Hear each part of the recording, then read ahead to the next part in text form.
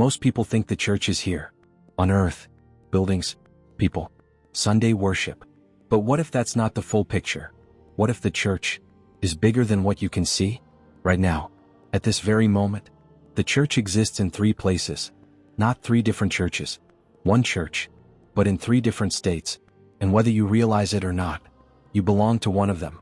So the question is, which one are you in? To understand this, you have to change how you see the church. The church is not just an organization. It is a body, a living body, and its members are not all in the same place. Some are here, still fighting. Some are being purified after death, and some have already reached glory. This is what the church has always called the Church Militant, the Church Suffering, and the Church Triumphant. 3 states, 1 church. Let's begin with the one you know best, the Church Militant. This is not about violence. It is about struggle. You and me and every believer still living on earth. Because the Christian life is not passive. It is a fight against sin, a fight against temptation, a fight to remain faithful. Scripture says, put on the whole armor of God. Ephesians 6 verse 11, armor. Because this is a battle, not against people, but against sin, against darkness, against everything that pulls you away from God. So if you're still alive, still choosing, still struggling, you are part of the Church Militant.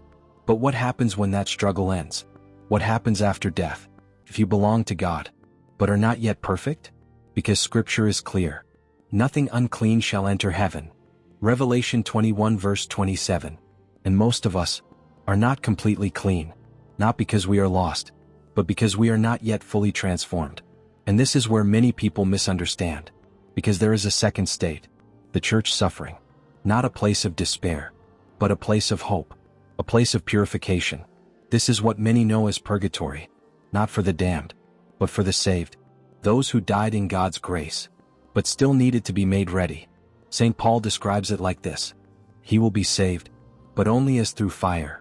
1 Corinthians 3 verse 15, saved, but through fire, not punishment for rejection, but purification for perfection. And here is something many people forget. They are not alone, because the church is still connected.